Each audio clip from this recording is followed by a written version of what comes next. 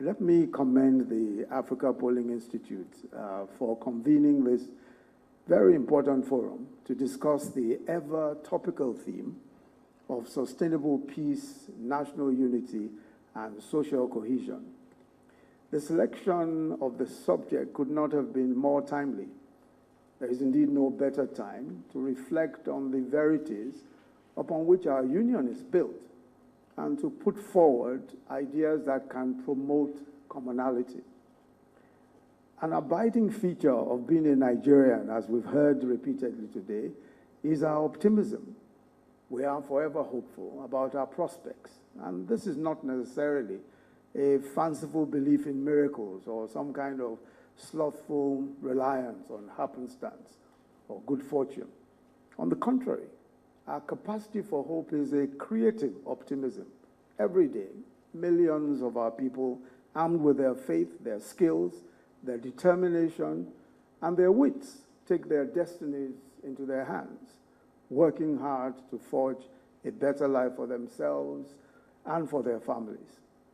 Nigerians of this ilk are everywhere, repairing, healing, building, trading, and doing business. They believe that tomorrow will yield a greater harvest than that of today, and that as long as they have breath in them, they can change their material conditions. It is this capacity for hope that makes us resilient in the face of sometimes very incredible odds, and even in the teeth of adversity. This is who we are as a people, and it is why I believe that we will prevail over today's tribulations. We are an unbreakable people, and in the face of the challenges confronting us, we must remind ourselves of certain truths. The first is that our present challenges are neither unique nor exceptional. Various nations at various points in their histories underwent similar tribulations, whether it is lifting people out of poverty, promoting economic growth, or securing territory from domestic or foreign enemies, or healing communities, or settling grievances, addressing historical injustices, and forging a common identity in a diverse society. Many nations throughout history and across the world have had to tackle these same tasks. Many are still doing so. It is within our power to address these issues and emerge from them even stronger as a people. The second is that despite the divisive rhetoric of demagogues and the utterances of those who may profit from disharmony, Nigerians do not hate each other. And I think we've heard that said here more than once today. Every day, millions of Nigerians of different ethnicities and creeds commingle, make common cause, and forge friendships across our fabled fault lines. They partner to do business, to engage in philanthropy, and advance their political goals. They are trading, they are intermarrying, and migrating across this land in search of better livelihoods. In any diverse society, with such a variety of persuasions and pedigrees, degrees of friction and conflict are inevitable.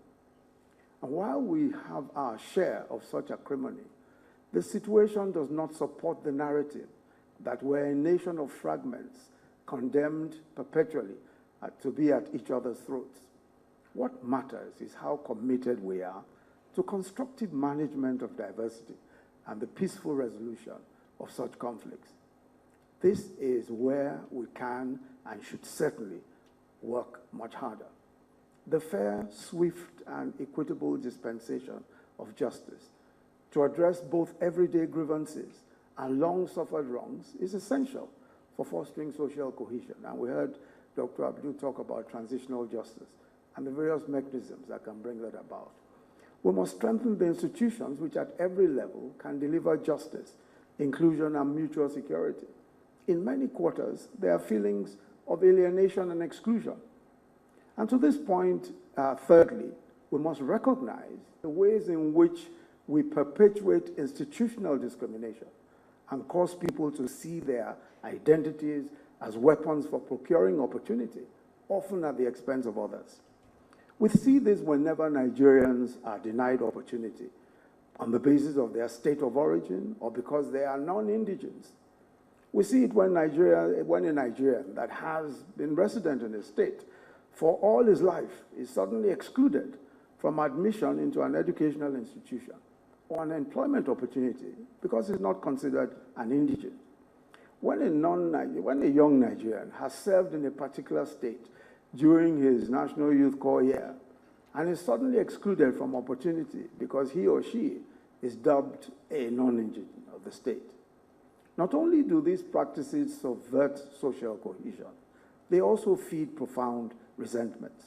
All Nigerians, by our constitution, have a right to live, work, and enjoy their lives in peace and safety under the law.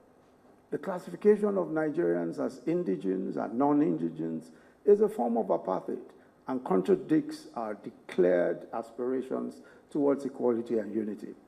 Our constitution enjoins the government to secure full residence rights for every citizen in all parts of the Federation.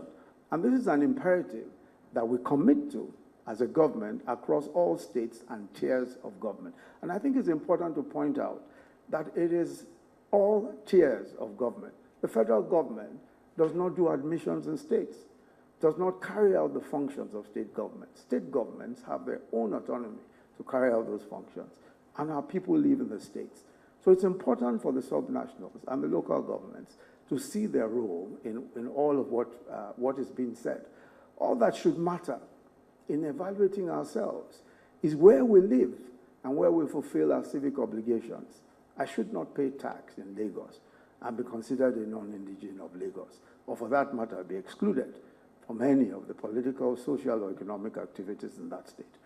This is why when we launched our social investment programs, the eligible beneficiaries were selected based on their states of residence, and none was discriminated against on any basis.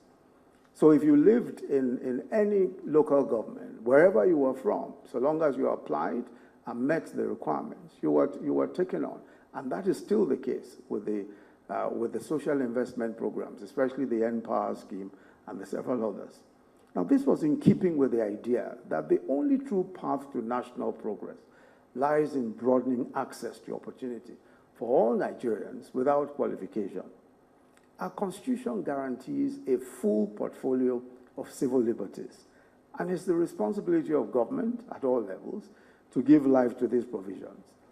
For example, states should, as a matter of deliberate policy, ensure the freedom of worship and provide spaces in which citizens can lawfully erect places of worship. That is a constitutional right. It is a constitutional enablement which has to be enforced at the state level and indeed at the local government level. As we address the challenge of insecurity and the profusion of threats to public safety, we are increasingly turning to multi-level policing strategies and are consonant, and some of these multi-level strategies are consonant with our federal architecture. It's important that the localized security mechanisms being established by subnational authorities are constituted in an inclusive manner and reflect the true diversity of those that live in those communities. This way, the whole community will gain a sense of belonging and, more importantly, feel that they have a stake in protecting their homesteads from criminals. No truly sustainable security umbrella can be built on the basis of exclusion. And so when we talk of community policing and civil policing at the various levels, it's important to recognize that in every one of those communities, we have a diversity of people. So we cannot set up ethnic militias or ethnic civil protection groups and expect that people will feel protected. On a related note, we must also ensure that the actions of criminal elements do not divide our communities and destroy relations that have been built over generations. When a disagreement arises between individuals or a criminal act is committed by one against the other, we must ensure that we see it for what it is, a criminal act which must be punished according to the law and not necessarily an ethnic conflict. Criminals must not be seen or treated as anything other than as criminals, and certainly not as representatives of any ethnic or religious group. By the same token, it is unjust to criminalize or harass entire communities for the crimes alleged to have been committed by some of their members. No aspect of our jurisprudence ascribes guilt on the basis of ethnic or religious affiliation or punishes groups for the crimes of individuals. We will not defeat crime by dividing ourselves. We can only overcome it by uniting against our common enemy, the criminals who terrorize our people. Fourthly, let me stress that our diversity is not the problem. It is the allocation of access to social, economic, and political opportunities on the basis of identity that frequently foments strife. Because people are compelled to emphasize their ethnic and religious identities to access opportunity, there is a tremendous incentive to engage in polarizing identity politics and to mobilize along even smaller group identities. Under these circumstances, in times of adversity, when resources are scarce, people tend to see their fellow citizens as competitors and rivals instead of compatriots, and eventually begin to demonize each other as enemies. Many of us have grown accustomed to articulating our socioeconomic and political grievances in the language of tribal fragmentation and disintegration. It is an inaccurate and dangerous framing of the issues, but this is part of the challenge of having to create sufficient social and economic opportunities for one of the fastest growing young populations in what is one of the world's most plural societies. In this context, many of the calls for separatism and secession are, in my opinion, best understood not as cries for self-determination, but as a desire for self-actualization. I remain convinced that the majority of Nigerians want to succeed, not secede from Nigeria. They want to succeed in this nation, and they believe that this nation offers them the best opportunity to do so. These voices of separatism tend to overlook the strength of the social, economic, and filial bonds that keep us together. And this brings me to my fifth point. We must acknowledge and harness the natural and man-made strategic assets that make unity an economic necessity for us. Since ancient times, trade has always linked our diverse communities and remains a true Nigerian ethic. From our huge open-air markets everywhere, which are nodes of vast trading networks, to the luxury bus fleets and the haulage businesses that traverse the length and breadth of this nation all day and all night, there's a vibrant, dynamic, informal economy that is often overlooked when discussing our collective prospects as a people. Our size and population offers a large domestic market which provides entrepreneurs and investors with deep wells of demand for goods and services. Our long history of internal trade has created synergies between our communities, which have become strengthened over the course of centuries. Places like Onitsha, Shagamu, Lagos, Kano, and Aba are trading terminals serving vast local and transnational supply chains. Indeed, our principal cities all developed around trade. Our size also means that we have a much larger expanse of territory within which our people can venture to seek their fortune. There is now a dense web of socio-economic mutuality that has created strong bonds of complementarity among our people. The truth is that Nigeria has evolved beyond the sort of easy balkanization that is proposed by some separatists. Politicians who continue to traffic in division and discord are behind the times and have failed to take note of how much more integrated our society has become. We're obviously not as united as we would like to be, but national integration is a journey. And I must say that we may well be further along that path. Our destinies have become so interlinked as to be inseparable. This is why this administration has invested heavily and continues to invest in transportation infrastructure, road, rail, sea, and river ports, to reduce the distances between our people and link localities to markets and enable trade, travel, and tourism. All over the world, the dominant tendency is convergence today, not divergence. In other words, people are coming together to create larger and deeper markets, which mean the broadening of opportunities for mutual economic gain. Nigeria has what it takes to perform and operate favorably in this world. Our geographical location has positioned us as a regional gateway. We are at an important intersection between North and Central Africa and the nexus between Anglophone, Lusophone, and Francophone regions. We have access to the Atlantic Ocean and therefore to one of the busiest maritime trade corridors. In terms of geoeconomics, these attributes, access to the sea, and therefore not being landlocked, a large territory, and a sizable population, all make the difference to our chances and to any nation's chances of prosperity and growth. The enormous advantages of large markets is why all of Africa is today signing up to the African Continental Free Trade Agreement to make us the largest free trade zone in the entire world. Certainly, Africa's largest market, Nigeria, will be a great loser if we were to break up when we see the greatest economic advantage to our size about to come to life. In short, staying together as a collective affords each of our communities far more opportunities for prosperity than they would have if they went their separate ways. We have all that it takes to be truly more than the sum of our parts. And it's our responsibility to harness and consolidate these assets for the common good of all Nigerians. We will continue to work hard to create an umbrella of inclusive prosperity over our people. This is the defining task of our generation. Let me conclude. When we highlight our resilient character, this is not to downplay the challenges confronting us. It is clear that we must renew the social contract and deepen the meaning and durability of our citizenship. Nation building is hard work, and it's an intergenerational endeavor. It's also about how we express our humanity.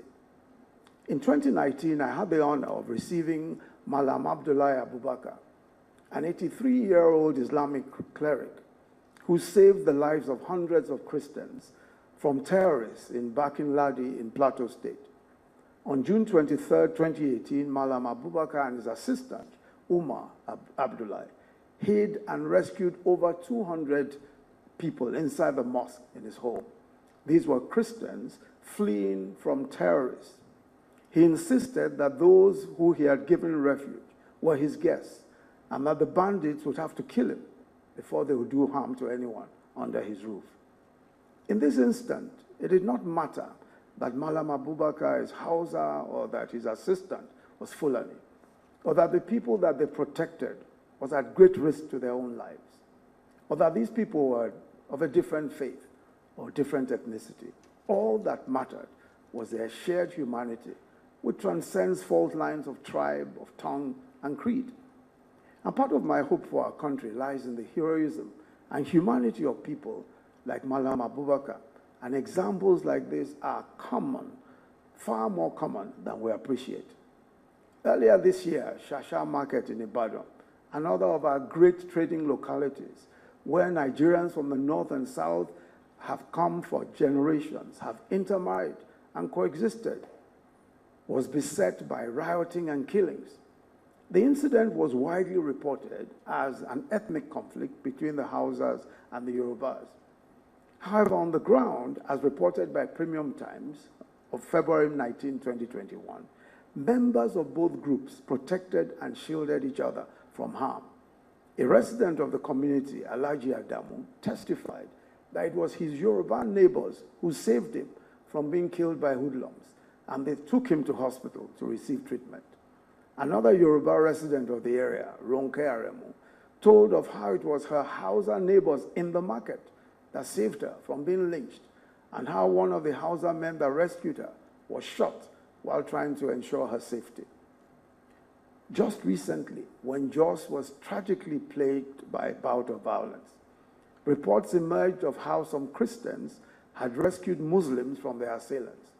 According to the Trust, the Daily Trust of August 16th, 2021, I think it was just last week, one of the survivors, Mohammed Ibrahim, narrated his rescue by a Christian tricycle operator who had helped him, disguised him with a face cap, and driven him out of the chaos into the city, where he alighted at the Jos Central Mosque. The Secretary General of the Jamaatul Nasir Islam in Plateau State, Alhaji Sani Mudi, also testified that some of the victims were rescued by Christians, saying that the first person rescued was brought to the Jos Central Mosque by an Igbo resident. I cite these stories of common humanity and shared heroism to make my final point. In the battle for the soul of this nation, we tend to overemphasize what the forces of hate, terror, and anarchy are doing, ignoring the fact that there are forces of peace and humanity in this fight also, and that they represent all that is good in us. What matters is whether we are building or destroying the nation by our acts and by our words. Neutrality is not an option, and we must pick a side knowing that we cannot build a Nigeria that works for all of us with bricks of hatred. Our resilience as a nation owes a great deal to this truth, that Nigerians are a deep, warm, peace-loving, humane people, and that they are capable of great courage and compassion. Our task as a people, as a collective, whether we be government or civil society, is to strengthen and transform our institutions so that they can better reflect our best values. On this note, I would like to again congratulate the Africa Polling Institute for producing this hugely important work of social research. I have no doubt that the insights it contains will drive a more informed and constructive debate about our nation's present and our nation's future. Thank you very much for listening.